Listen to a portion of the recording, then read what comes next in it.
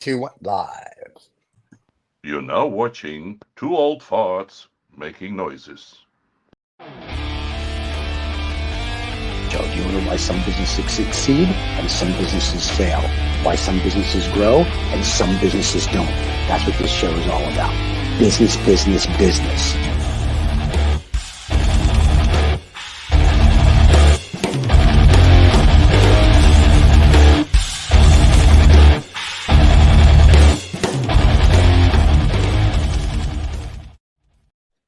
Good morning, gentlemen. And Good we're morning. back. Good morning. Good morning. Wakey, wakey, America. Oh, Hey, it wasn't listen. wokey, wokey. Sorry, wokey, wokey, America. No, Yeah, it's wokey, pokey wokey. pokey America. You know what I'm saying? Yeah, a little pokey pokey. Go Good ahead. Saturday morning. All right. Happy Get Saturday. everyone started. How are you, everybody? Stephen, Yeah. David, John. All right. Yeah. Good, Yeah. good, Welcome to the good. Lost Dollar Business Club. We are. Well, you All right, well, then. somebody's That awake. Yeah, Yeah. that was a different sound. Yeah, that was my chime. But yeah, so look, we've got a few good topics today, as always.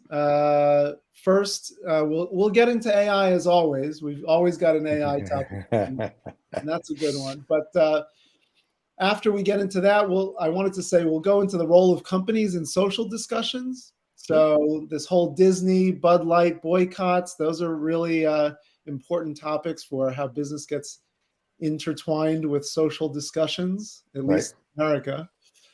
And we'll hit on the debt ceiling, which maybe very few people know about or even care about. But what does it actually mean for citizens and the dollar financial system, if anything, if at all? Right. And we'll also touch on, at the end of this, we got to get involved with what's going on in Holland with the farmers, because apparently that's still going on. It was a big deal 2 months ago. It's still going on now. And it's something that we all have to be aware of, especially as Holland being one of the third largest food exporter of the planet. So that's a big deal. Are they sticking their fingers in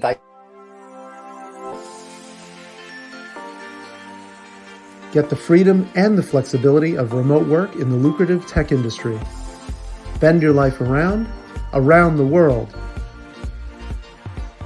Bandicoot is the premier course and community for thriving in a remote tech career. Join the revolution today. Bandicoot.com, official partner of the Lost Dollar Business Club. That was a perfect cutoff. You like that? I got that in, and then he goes right to commercial. You couldn't time that any better. So, people, can you imagine some guy driving to the golf course at 6 o'clock in the morning right now, and he's like, "Is that the finger with the what?" And then the commercial. So, I'll have to wait and find out. That's right. So, That's right. yeah. But first, Yes. this was a good one that Stephen brought up. Romania has an AI advisor. Yeah. That is meant to monitor. So the idea is they're monitoring all social media about Romania to try to understand the sentiment of the public wheel. So does the public feel good or bad about whatever issues are going on in Romania? And in fact, the president was saying this is actually an imperative that they do this, that it's actually their response. It's actually a responsibility that we use AI in this fashion. So what do you guys think? I think welcome to China. Oh, Yeah. look, it's Yeah. how Sorry, can I John. say? Go again. No, look, it's a good idea. I always talk with my wife and I say, look, we don't need any more donkeys and human being donkeys in government. Let's just create a computer that runs the government, because we won't have the influence. Hopefully we can get it a nice clean program, so it's a little bit of a fantasy. So the idea of AI helping the prime minister to see what the hell people are thinking and maybe change the policies is a good idea. Now the bad part is the AI chatbot needs to be, I guess, vetted for biases and all sorts of stuff. Yeah, that's the big piece there. That's the But wouldn't it be like Achilles garbage heel. in, wouldn't it be garbage in, garbage out though? Like whoever programs it, if they're just to your point to bias, then how do you make sure that there's no bias, if you will, programmed into the program? Like Well, you don't. ChatGPT and the clear bias, Right. anti-conservative bias that it seems to have. Yeah. And then there are other people. I mean, even Elon Musk is talking about his version of chat to be anti-bias or truth-seeking. I mean, how do you define those things? How do you program those things in? It's important to think about. Well, you don't, do you? That's just it. I mean, it's okay if he's going to use this to scan social media just to get feedback. But at the same time, it could be used as a social weapon. Oh, he's saying that about me. He's saying that about us.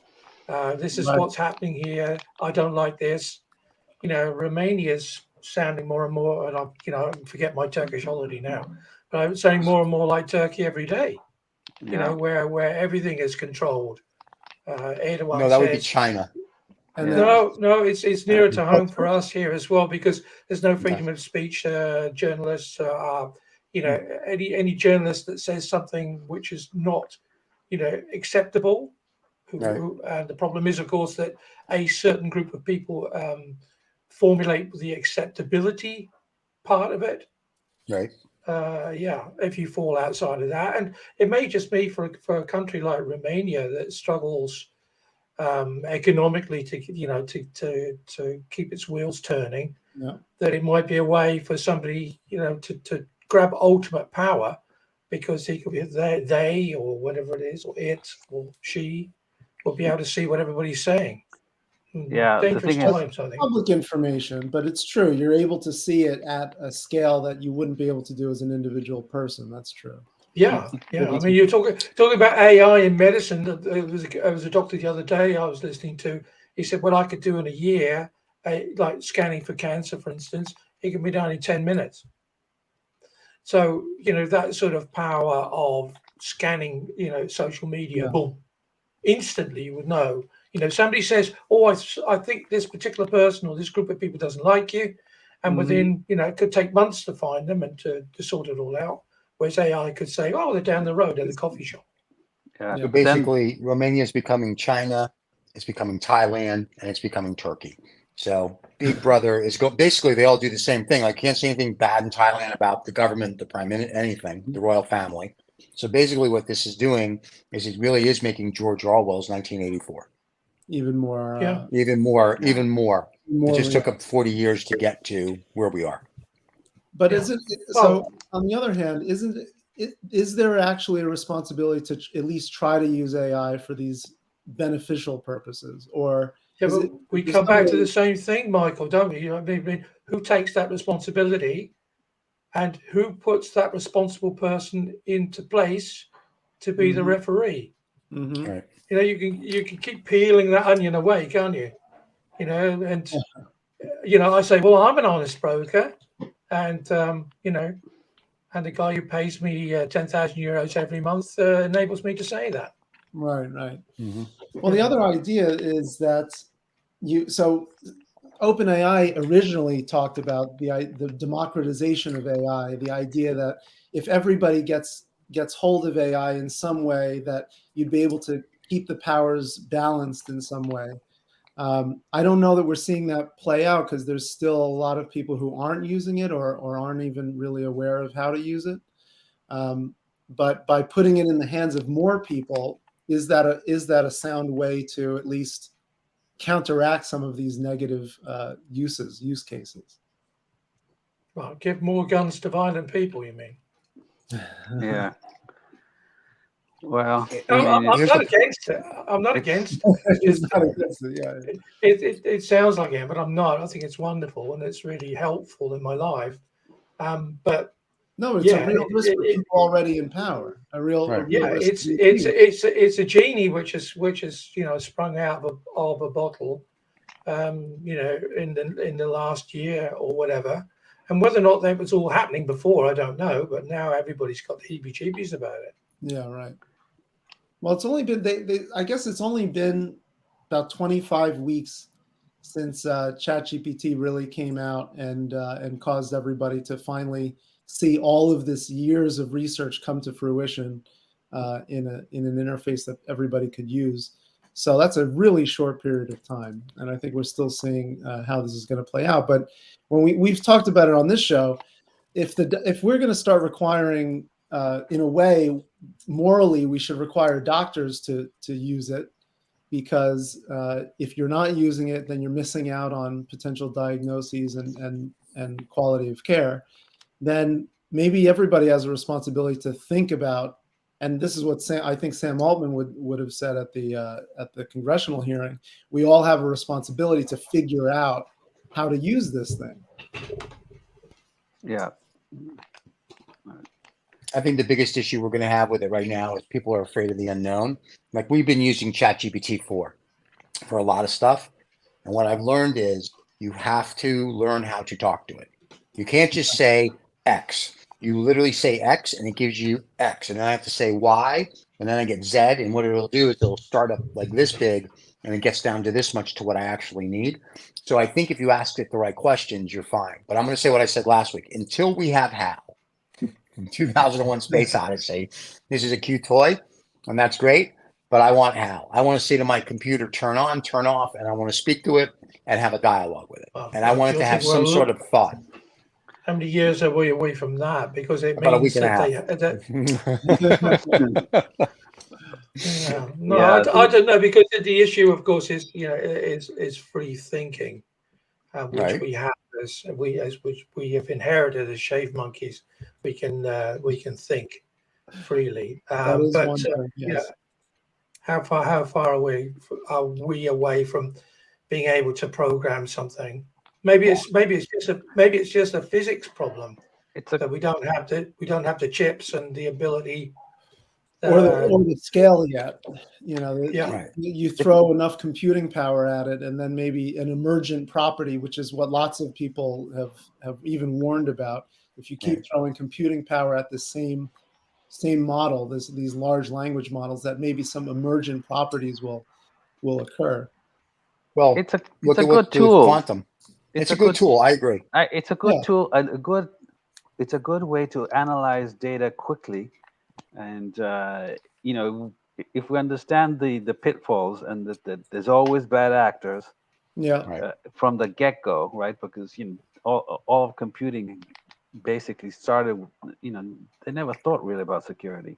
So now we know that the North Koreans are gonna if they want to influence the Romanian politics, they'll start creating social media that talks about their point of view and who they want, and that connects with the AI basically. Right? Yeah. You mean like what the Russians did in the elections back in 2016, where they did all the social media stuff? You're talking about stuff like that. Allegedly, Stephen. There's no allegedly. Even the FBI said they did it. Stop with the allegedly stuff. No. But and if anybody's coming after us, go see John. Aren't you still having one of your endless court cases about it? More litigation.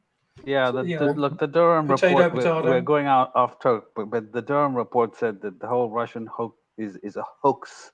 Yeah, the Russiagate was a hoax. Yeah, it just now a lot of documentation. So, But John, are you using it, John? I know Stephen. No, I haven't. No, I haven't. No.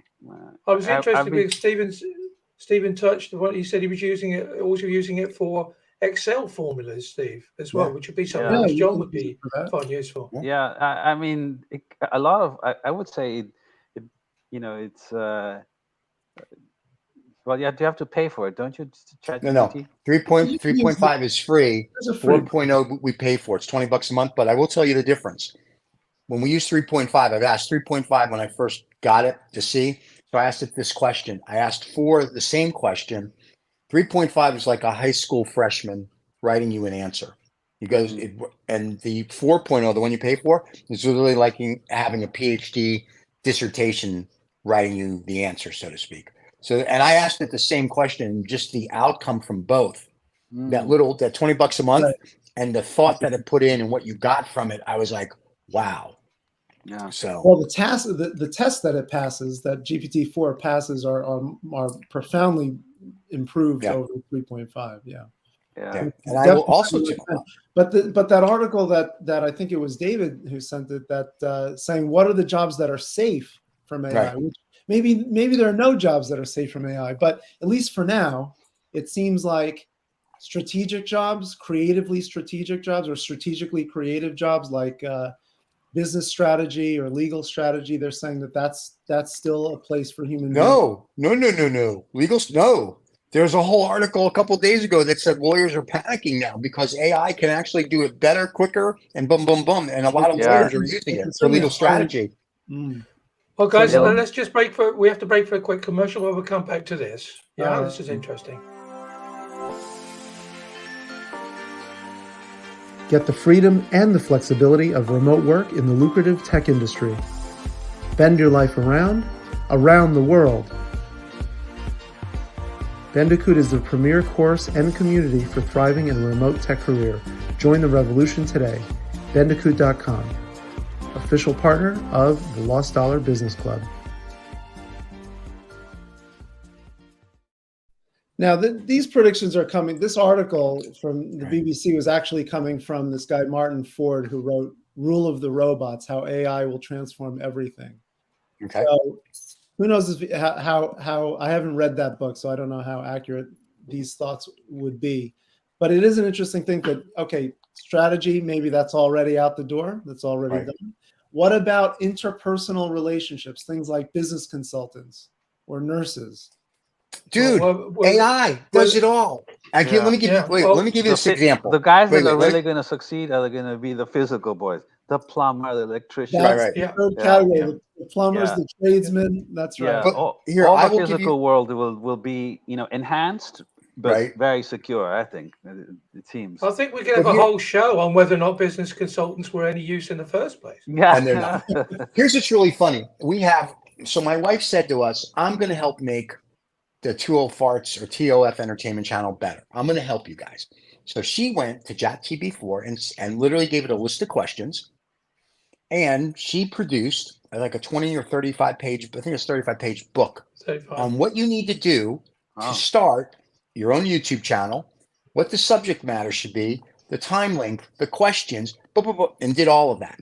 And she took 17 minutes. It took her, and she gave David and I a book. Then she had a meeting because they have an AI company they're doing something with, and they showed the book. And one guy goes, "Well, we have a podcast and nobody listens to us." And she goes, "Here, take the book." So they've gone from like, just say 50 listeners now to like a couple thousand because of this little thing that she did with AI. So a business consultant, he sits there and, sucks your money, and then he writes a report. So if I'm a business consultant, all I have to do is just take copious notes, put it into AI, keep tweaking it to where it is. When I say a book, by the way, it has 7 chapters, David? It says chapter 1, blah, blah, blah, blah, blah, chapter 2, blah, blah, blah, blah, blah, chapter 3. And it literally is how a dummy's guide, how to do what we're doing. And for one of our other shows, they're going to have we said, "Oh, they don't know what to talk about." No problem. Hey, AI, we want to do a show on XYZ. Give us what we should do. And it's a 40 to 40 minutes. So it's 0 to like 30 seconds, talk about this literally broke down every second of the show, what you should speak about. Yeah. So to your point, and when you say interpersonal relationships, are you kidding? Nobody, this is it. If we all get together, the only difference between us and the 14-year-olds is that if we all go to dinner or lunch, our phones will be in our breast pockets or on the table. We won't look at them. Right. But at a certain age, this is lunch. Yeah, you guys are great. Oh no, I love you guys. You're the best. What? Okay, yeah.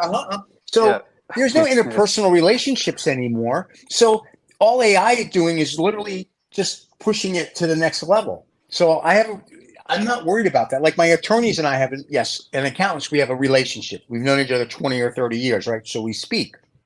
We're all adults, so we speak.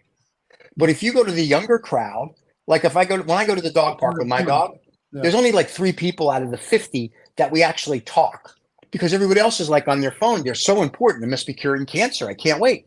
Or global warming. But everybody else is on their phone. And I'm like, you're outside. Enjoy the friggin' day. I walk my dog or take her for her run. I'm not on my phone. I'm with my dog. And everybody else is walking their dog. So interpersonal stuff is done. So Even I go to dinner with my wife and we look at people at tables. None of them are talking. They're all on their phone. That's I don't right. get that. You see that? I don't. See that? So So That's they yeah, sit down and they look at each other and they go, "Oh yeah, I'm having that," and then they Yeah. just back on the phone. Yeah, we had this Yeah. this discussion before, but some, I don't know who it was who mentioned things like nurses and stuff like that. I think that it could be very useful in health because it could be a really good Could be. first line Right. of Yes. defense. Yeah. Yeah. You know, like to unburden these very, very underpaid and well trained ladies, or Right. predominantly ladies in the nursing. Yeah, that would be great because there's a lot of, and I think it in should that be report, in that report, actually, they did actually say, I spoke briefly about to Stephen before we came on, that it's the fact that it's going to be that certain tasks will be removed from your job, Right. and Right. certain things, and they can be automated. And what's wrong with that? Because you may have a lot of low-paid people who may find that their jobs become more enriched because they don't have to do boring stuff continuously over and over and over again. So Maybe. My but concern is that there's going to become a point where, to John's point and your point, I think, and Michael's as well, plumbers and AC repair guys and roofers and builders. But never now been they have repaired. now they have a machine that builds houses. It's a 3D Yeah. printing They have machine, robots that are doing that. right? That printing. So realistically, unless you know, and we had this dialogue a couple of days ago, unless you know how to talk to the AI, that's the job of the That's the future, skill. right? Yeah, that's the skill, and anybody can do it. So you don't have to go to university, right? You don't have to go to university and get 42 degrees. You just need to know how to talk to it.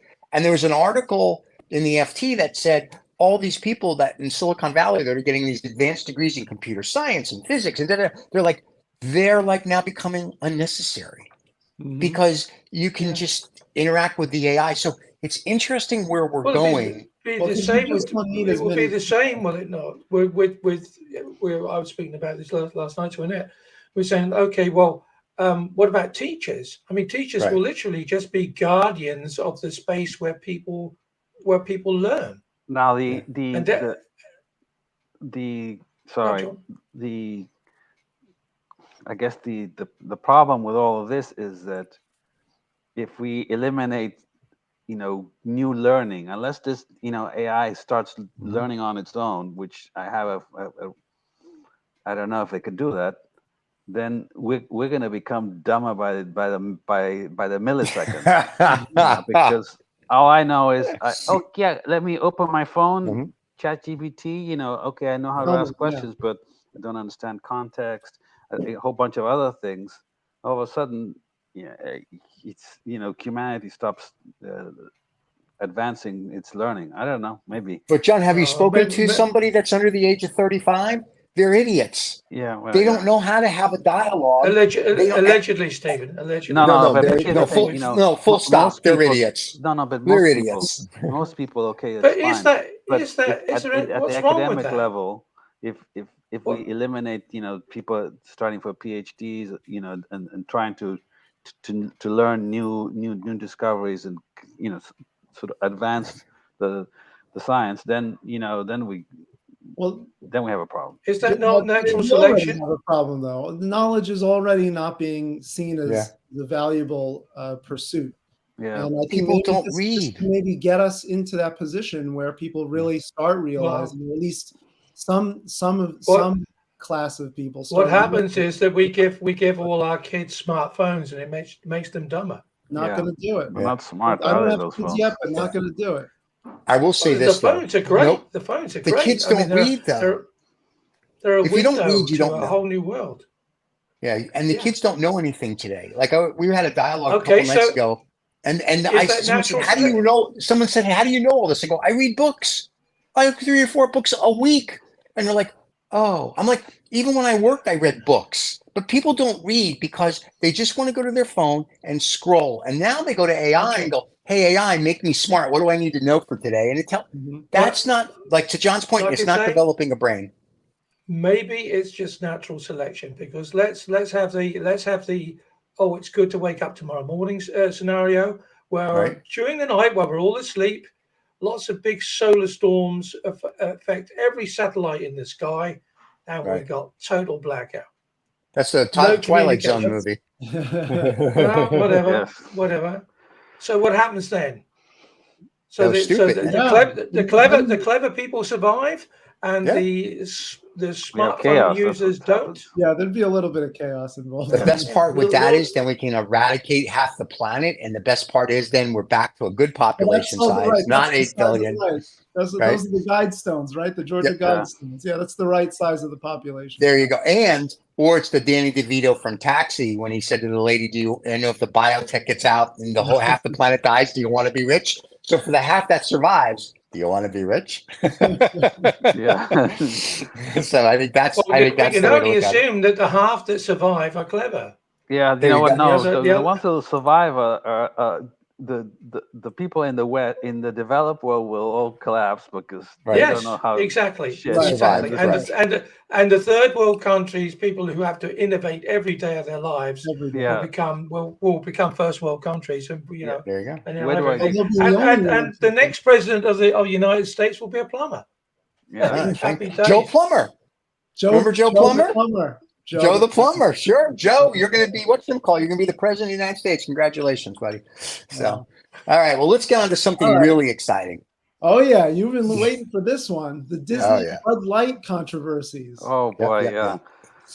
And the bigger question is, what is the role of companies in these social discussions as it pertains to ESG goals, the environmental and social governance goals, and what does it really mean for companies? Should they even be getting involved? I was What I don't reading. understand. I was reading some. Roger. I saw the video of the VP of marketing, this young woman, Yes. right, who had Right. come from, I forget what company she came from.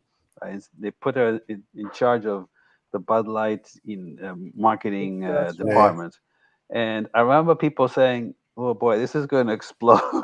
And it did. Right? And it's amazing, you know. It really resonated with a whole bunch of people that drink Bud Light, and they said, "Nope, we're not gonna. Don't preach to me about what we should be doing." And they've, I think their sales have collapsed like 30 and 40. Let's just call it 30%. And it's affecting not just Bud Light. It's affecting the entire lineup of beer, Budweiser, Right. you know. So yeah, I mean, just sell your damn product. Stop. You know, you're not God, and you don't know anything that I want to listen to from. And I think the problem with citing, I think what it is, it's an over aggressive way of thinking that if we align ourselves with what seems popular in the press or in the media, that's the thinking of the majority of the people that buy our product. And so let's align with that. It'll be all a one big family. And I don't know, they're just stuck in their offices and not realizing that the majority of the people are not the people that are looking at media or reading social media or TV or whatever it is. Even if it's not the major, even if it's not the majority, should even a company be wading into territory that is definitely going to offend some of their customer population? Yeah, no, I But think but definitely They no. should concentrate Any on association. improving the beer. Right, yes, well, because yeah. it's Wait, absolutely let's Because- this is a much because, bigger you know, question, though. it's This is a bigger Budweiser absolutely. Budweiser just tastes like it's like making love in a canoe, isn't it? I mean, Yeah, no, it's not beer. I made love in a canoe once. It was wonderful. But anyway, this is a much, and I have video. This is a much bigger question. And the question really is, and I'm not going to say anything about the fat little faggot and I don't mean that in a bad derogatory manner to the gay No, people, but you know who I'm talking about, Rick DeSanta with his gay little boots, and wears it very well. But two things. It really is boiling down to, does a corporation have First Amendment rights? That is the quintessential, in my mind, what this is really all about. If I'm a company, can the All right, governor no, of Florida, Stephen, who got married at Disney World, and say, you can't do this, I'm going to punish you. And also what's happening now, Disney just pulled out of $1 billion project of Florida because of it. I forgot which publishing, Pearson, I think, is suing the state of Florida because they pulled books. So if you're the governor of a state and the Republicans say corporations have First Amendment rights and they can speak their mind. So that's the bigger question. Should a company, I mean, listen, if Budweiser wants to appeal to the LGBTQ, who cares? I don't care that they want to. I mean, I'm assuming gay people drink beer. Who cares? But what they're saying is, one, it was with a controversial activist, Dylan Mulvaney. It wasn't just any person. It was somebody who was already very controversial for seemingly, in the opinion of many, including myself, taking what is seen as typically feminine and turning it into almost a caricature of what a woman is. So it wasn't just any trans activist or any person. It was already somebody who was seen as controversial in the market. Let me ask, do you remember Flip Wilson? Yeah, but do you remember Flip Wilson? Okay. Anybody you're too young. Flip Wilson was a black comedian in the 70s, and he had a character called Geraldine. Okay, so he would dress up like a woman part through his variety show. You guys can look up Flip Wilson. But my point is that I know this generations don't understand this, like our generation. This is something they call humor. So everybody's offended by whatever, and it's okay to look at Milton Berle. He used to dress up a woman and take it to the extreme, and it's okay. I'm all for humor, but do you think Dylan Mulvaney is humorous? I don't even. The only reason I know who he is because it's Bud Light thing, and it means nothing to me, and I don't really care if he's humorous or not. I don't care. This doesn't affect me. What I don't understand don't care. Is how Disney can anybody? Why do they have to appeal to a particular public? They just want to sell beer. Right. And surely somebody at that marketing meeting would have said, guys, you do realize that, I mean, I'm sure there must be somebody in the marketing department of Budweiser who has a little bit of, something upstairs. They may using AI. If we're going to go down this road and we're going to be pointing it in a certain direction, it's going to, by definition, alienate a whole load of people who have a different point of view than we do. That's right. And what we should be doing is selling beer. But wait, here's the funny thing.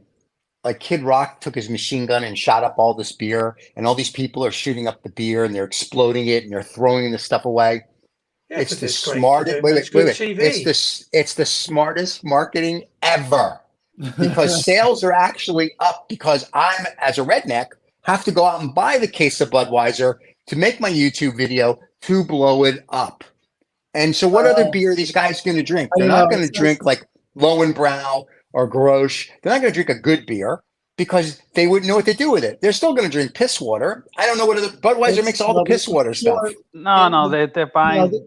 Bud Light sales have tanked by 30% in every region. That's what we're seeing. Coors Light has gone up the Is it? All right. Yeah. So, but my point is, it's smart marketing. I mean, people are talking about it. And here's what's funny. It's like when Crest 20, 30, 40 years ago had that little moon guy and all the Christians were like, oh my God, it's Satan. It's Satan. And we're never going to buy Crest again. Okay, for 6 months to a year, we bought Crest. I didn't care. And all of a sudden, Crest is back up. It's the same with this. In 6 months to a year, everyone is going to forget that this trans whatever person did his caricature or whatever. No one's going to care, and they're going to drink beer again because I think it's indicative of a bigger issue it's a company taking a divisive stand against their customer base. But I think the difference between now and these examples that you were given, Stephen, is social media. Because, if you fart, it goes. You do that now, it goes over the whole world instantly. Yeah, and before, they have to send out, camels with messages and pigeons and everything else before it even got to you. So I think social media doesn't help. Right. You fall over, and the laughter is a lot nearer to you than it ever was. Maybe. Well, the Disney thing kind of is also a social media driven situation. Yeah. Well, Disney just said that they don't understand why you tell people, like, if a kid says to somebody, whatever the term is, LGBTQ, gay, homosexual, I don't care. Pick whatever you want to pick. Plus. Yeah. There's too many letters. Listen, it's just gay or homosexual for me. I'm not politically correct, nor do I care. So I don't see if a kid says to you in the 4th or 5th or 6th grade, asks a question to a teacher, because that's the teacher's job, right? And whether it's human science or whatever, and says, hey, what is this? The teacher should be able to explain what this is. And the parents shouldn't have a heart attack. If the parents are homophobic, then look, there's a problem is that everybody's afraid of everything now. Forgetting social media, it's like, then don't homeschool your kid. Like if you don't want Johnny or Sally or whatever to be inundated with things that you don't like, homeschool it. And also, I go back to my thing. That's what a lot of people are doing, Stephen. I mean, great, let them, and they'll have no social interaction. They'll sit in their things and they'll die. I know a lot of people have been homeschooled. It's a different. The thing is, Steve, is that when I hear your argument, but right. What happens is a teacher or teachers will try to influence. That's the argument. That's the a different story. That they're trying to influence kids into thinking that this type of behavior is normal and you should accept it. And if you're feeling that way, it's okay. And but at 4 or 5, you don't know what the fuck is going on. And if you say, I want, you pick up a doll and I want to be a girl, it's just a little freaking phase. But if all of a sudden, somebody's influencing your kid and then he can asked to become a girl without the parents' permission. But that's what teachers there are lots do, of though. cases of influencing. There's known cases of teachers and educators influencing people behind. I mean, look at what's going on in California without even parental interaction or consent. So, gender affirming care, as they call it, at that young age. I disagree with that. I disagree. I don't think you can change your sex. That's part of the spectrum of controversy. It's on this line of. Yeah, if you want to change your sex, it should be when you're an adult. Right. After when you're in 18 your 20s. or 21 or whatever the age you want to put. I agree. Yeah, but it just. If you like the Lost Dollar Business Club, you should subscribe. If you like it that much, you should also tell a friend of yours. So you should subscribe and like. Also, you should put comments below so we know what you're thinking. Tell us what shows you want to hear. Just help us make it better. So who's lost $1 this week? And who's found $1 this week? Oh, we're not doing the debt ceiling? Oh, no, we're already almost out of time. Who knew? But I will. But just to finish this point, because this is part of my lost and found. There's finishing. Yeah, there is. Watch me. But to finish this point, to John's point, when you go to school, you go to learn. Now, do I want my teacher influencing my child about LGBTQ? I want my child to know, but I'll teach. Like my stepson knows what LGBTQ is, gay, homosexual, whatever you want to call it. He knows that. Like we've discussed it. There's a kid in school that now wants to be and I'm like, this is where I have the problem. Until you're 19, 20, 21, and you experience some life and your brain is developed, then you're okay. Texas just said they're going to pass a bill that says you can't get medical treatment for trans children. I'm like, you know what? I'm okay with that because you need to be in your 20s to make this decision. So things like that, I'm okay with.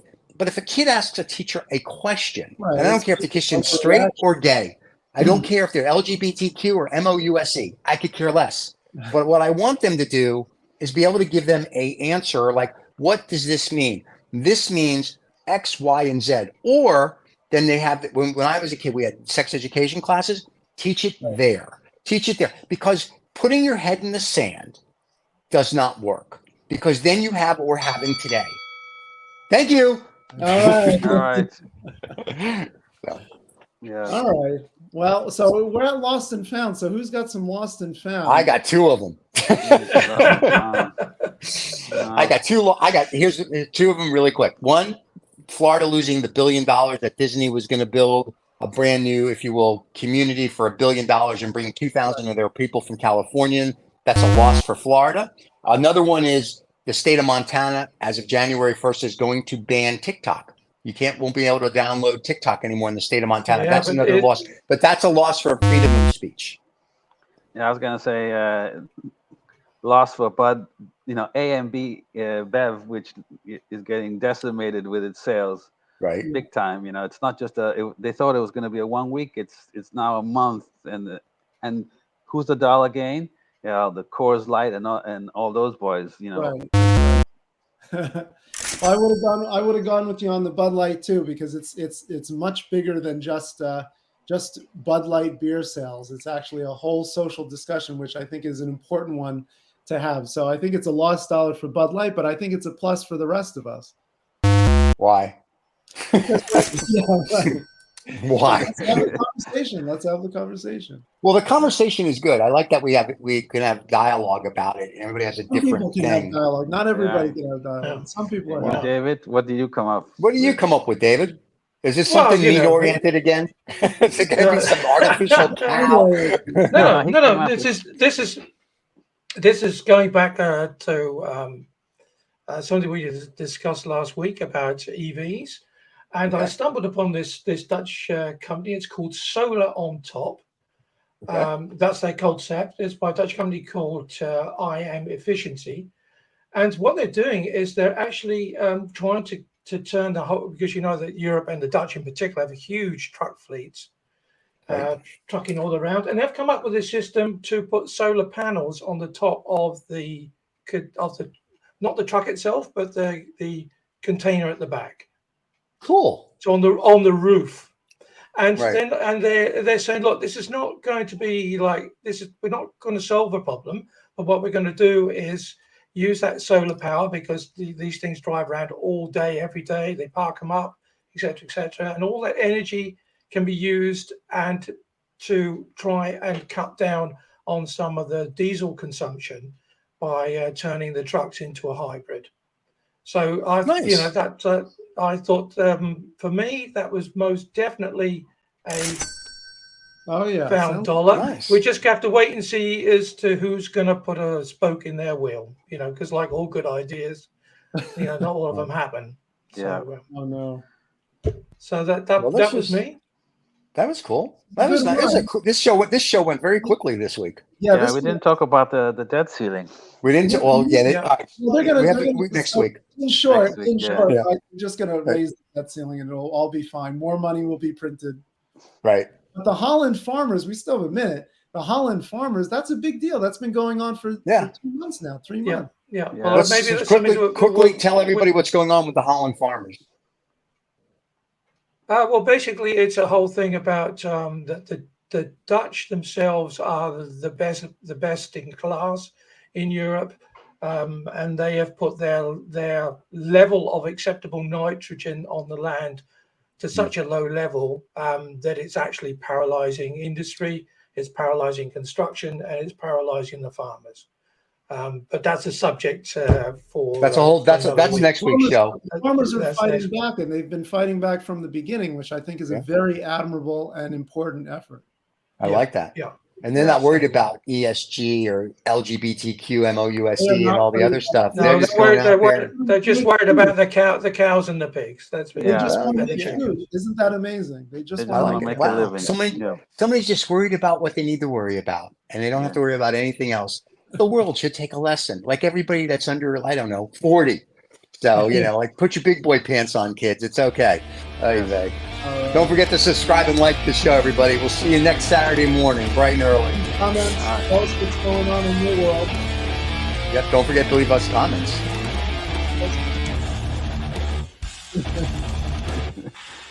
Yeah. Look at you, John, getting animated. There you go. Yeah. Good. Ooh.